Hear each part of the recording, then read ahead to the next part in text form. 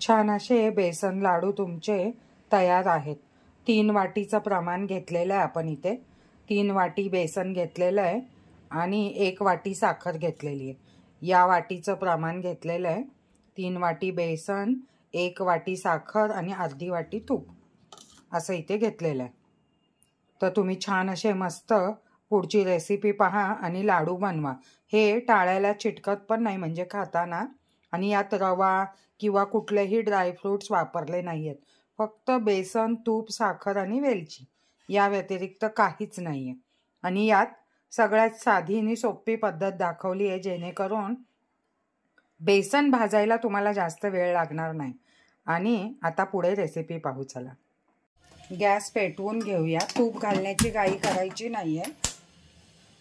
1 वाटी त्या पाऊण वाटी तूप लागू शकतं, पण आधी छान असं बेसन थोडंसं भाजून घेऊ। आपण आधी डाळ भाजून घेतली होती, त्यामुळे गरज पडणार नाहीये। तर आपण छान असं थोडंसं गरम करून घेऊ। गरम झालं की मग तुम्ही यामध्ये हळूहळू तूप घालायला लागा। आता या वाटीने आपण घेतलं होतं त्याची अर्धी वाटी आपण तूप घेणार आहे। तर अर्धी वाटी आपण तूप घ्यायचं आहे। तर मी आता या भांड्यामध्ये तूप घेते, कारण मी रवा लाडूसाठी ऑलरेडी काढलं होतं तूप। तर तुम्ही जितकं शक्य होईल तर कुठल्याही दिवाळीच्या पदार्थात घरचं तूप वापरा। घरचं तूप वापरल्याने पदार्थ फार रुचकर बनतो आणि पौष्टिकही बनतो। म्हणजे खरं तर आपण आता दिवाळी पौष्टिक असण्यासाठीच खातो। थंडी पडणारे पुढे, त्यासाठी दिवाळीतले हे पदार्थ खाल्ले जातात, शरीराला उष्णता मिळावी, शरीर सुदृढ राहावं म्हणून।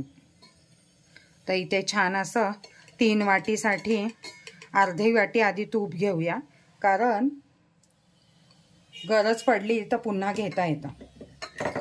आणि ऑलरेडी डाळ भाजलेली असल्यामुळे आपल्याला जास्त वेळ भाजावी लागणार नाही। थोडा वेळ भाजली ना की मस्तपैकी होईल। चणा डाळ भाजून जर तुम्ही दळून आणली ना तर लाडू बनवताना तुम्हाला अगदी सोपं जातं। कारण बेसनचे लाडू बनवताना खरी प्रक्रिया हीच आहे की बेसन भाजण्याची। तर हल्ली सगळ्यांना त्याचाच कंटाळा येतो आणि हे पटकन लागतं पण। थोडं रवाळ वगैरे काही करण्याची गरज नाही जर तुम्ही डाळ भाजलेली असेल तर। आणि तुम्हाला हवं असेल तर तुम्ही यात 2 चमचे रवा पण घालू शकता। म्हणजे पाव वाटी रवा घातला ना छान असे। आता आपण 3 वाटीसाठी 3 चमचे रवा इथे घालणार आहे, पण तो वेगळा भाजून घेणार आहे आपण तुपामध्ये आणि मग यात मिक्स करणार आहे। पीठ भाजता भाजता मला छान असं 5 ते 7 मिनिटं झाले आणि डाळीच्या पिठाचा छान मंद मंद असा सुगंध सुटलाय आणि वाफ पण धरली आहे त्याला। महत्त्वाचं आहे, वाफ धरली ना की समजायचं तुमचं पीठ भाजायला सुरुवात झालेली आहे म्हणून। आता या स्टेजला आपण तूप घालायला सुरुवात करू। इथे आपण खरं तर 1 वाटी तूप घ्यायला पाहिजे, म्हणून मी हे सगळं आधीच टाकते, कारण मला अंदाज आहे की एवढं तूप सहज लागणार आहे। याच्यापेक्षा अजून 1 वाटी पण लागू शकतं। तर छान असं हे बघा,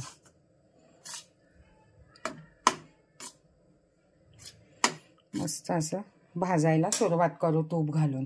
आता याला एकजीव व्हायला थोडे 5-7 मिनिटं लागतील आणि सतत म्हणजे सतत ढवळत राहायचं आहे। अजिबात हात बंद नाही झाला पाहिजे, नाहीतर पीठ लागू शकतं। ही दक्षता घ्यायची आहे। आणि हवं तर अजून एवढी वाटी तूप थोड्या वेळाने घालायचं आहे। जेव्हा पीठ छान भाजलं जाईल आता त्याच्यानंतर घालायचं आहे। आता ह्या गाठी ऑटोमॅटिकली मोडल्या जातील जसं जसं आपण ढवळत राहू तसं। पण इथे आपण डाळ भाजून घेतली होती, त्यामुळे डाळ भाजण्याचा टाईम आपला कमी झालाय आणि छान लवकर सुगंध सुटलाय। बेसनाचे लाडू बनवताना तुम्हाला काही सेकंद पण दुर्लक्ष करून चालत नाही, कारण इथे जरा जरी चूक झाली तर पीठ लगेच खाली लागायला लागतं। त्यामुळे अगदी वेळ काढून शांत मनाने बेसनचे लाडू करायला घ्या. बेसनचे लाडू करायची ही एक टीप लक्षात ठेवा. अगदी शांत मनाने करायला घ्या. घाई गडबड तुम्हाला काम असेल तेव्हा करू नका. अगदी शांत असाल तेव्हा करा, जेणेकरून लाडू तुमचे छान बनतील. आता बघा आपोआप ह्या गाठी मोडल्या जाऊ लागल्यात आणि पीठ छान असं तुपाबरोबर एकजीव व्हायला लागलेलं आहे. तर छान असं शिजायला लागलेलं आहे तुपामध्ये आणि सुगंध पण सुटला आहे. अजून तूप थोडंसं घ्यावं लागणार आहे आपल्याला. म्हणजे 3 वाटीला तुम्हाला जवळजवळ पाऊण वाटी तूप लागणार आहे. 3 वाटी पीठ असेल तर पाऊण वाटी तूप घ्या आणि 1.5 वाटी साखर घ्या बारीक करून, किंवा जी बारीक केलेली साखर असेल ती 1.5 वाटीच्या प्रमाणात घ्या. वेलची पूड, काजू बदाम पूड ही पण घातली ना तरी लाडू छान होतात आणि बसत नाहीत. पण इथे आपण काहीच घालणार नाही आहे. अगदी साध्या पद्धतीने आपण करणार आहे.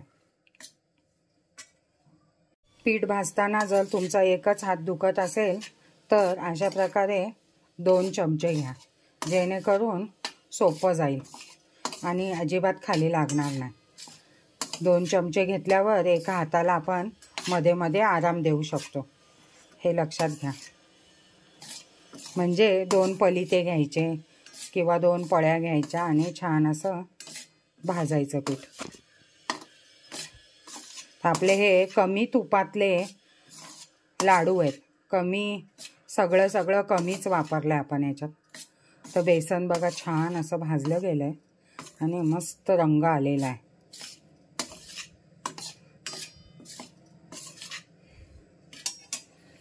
आणि तुम्हाला हवं असेल तर 3 वाटीला 3 चमचे रवा बाजूला भाजून घ्या छान खमंग तुपामध्ये आणि ह्याच्यात मिक्स करा, जेणेकरून तुमचे लाडू बसणार नाहीत आणि छान होतील. आता इथे बघा छान असं शिजलं आहे. अजून तूप घालायची गरज पडली तर घालूया. जसं लागेल तसं थोडं तूप आता मी घेत चालली आहे, कारण आता बेसन छान भाजलं गेलेलं आहे. त्यामुळे छान अजून आपण तूप घेतलेलं आहे. आणि हे बघा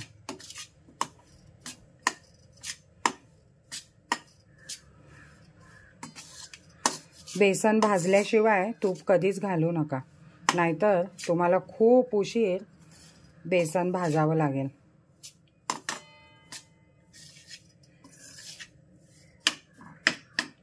आणि तुपाशिवाय बेसनचे लाडू कधीच चांगले लागत नाहीत, हे लक्षात ठेवा. हे बघा आता पूर्ण असं छान ते तुपात शिजायला लागलेलं आहे. छान असं बघा तुमचं पीठ भाजलं गेलेलं आहे. पण त्याच्यानंतर पण थोडा वेळ ढवळत राहा, कारण तुम्ही जर बंद केलं ढवळणं तर खाली लागू शकतं. आणि इथे असं तूप वेगळं झालं की समजायचं छान असं बेसन तुमचं तुपामध्ये शिजलेलं आहे. असा ग्लेज आला ना की समजून जायचं.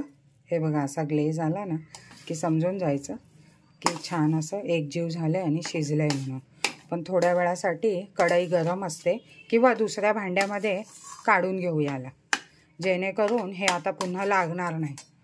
असं सगळ्यात महत्त्वाची टीप लक्षात ठेवायची. अशा प्रकारे छान असं बेसनाने तूप सोडलं आणि ग्लेज आली बघा, असं शिजायला लागलं ते की असं एकजीव होतं आणि पसरायला लागतं भांड्यात, की समजून जायचं बेसन आता शिजत चाललंय म्हणून. मस्तपैकी असं फसफसून येतं ते आणि शिजायला लागतं तुपामध्ये. तूप ते वेगळं व्हायला लागतं.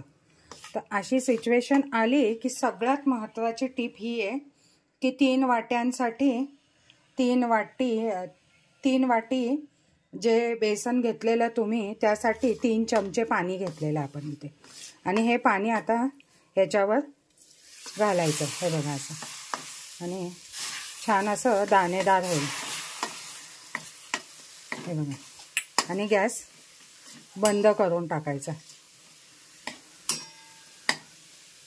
हे बघा, मस्त कंदी पेड्यांसारखे आहे ना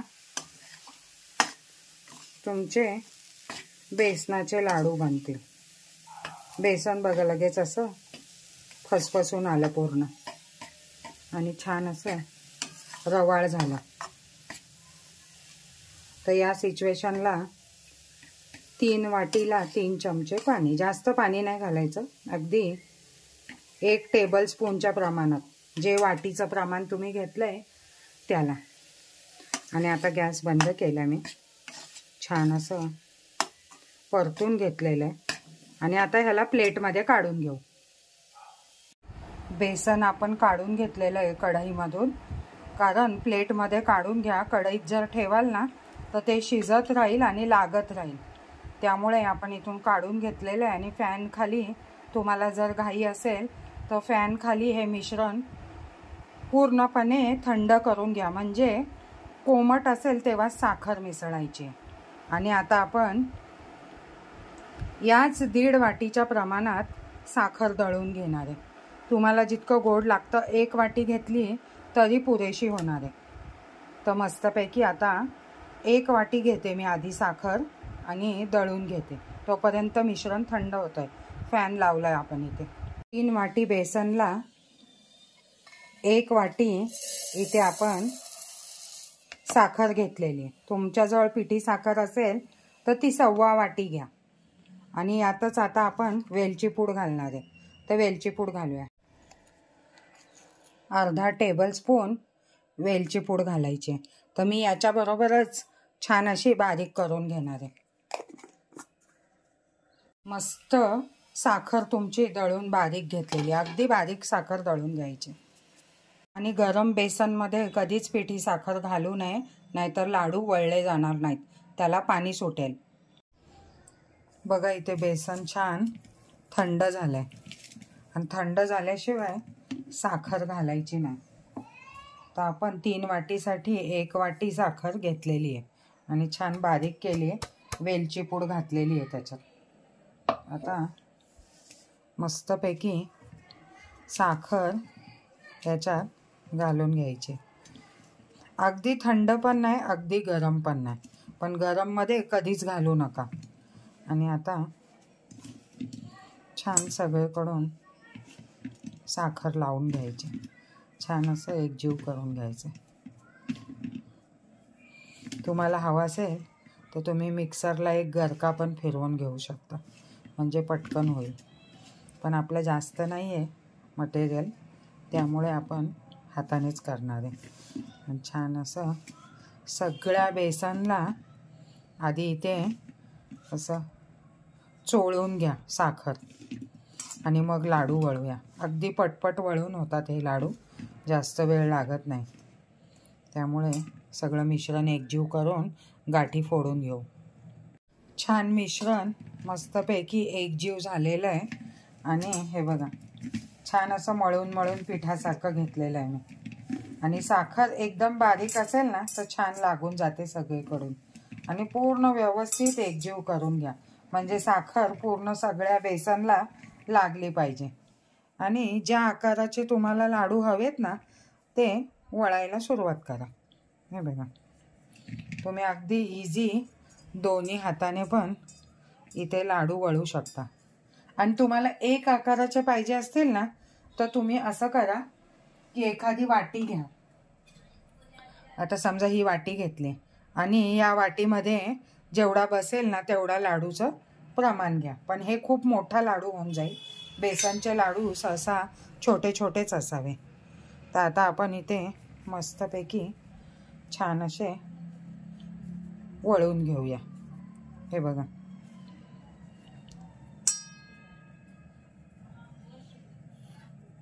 छान असे लाडू तुमचे तयार होतात. तर आता सगळे लाडू मी वळून घेते.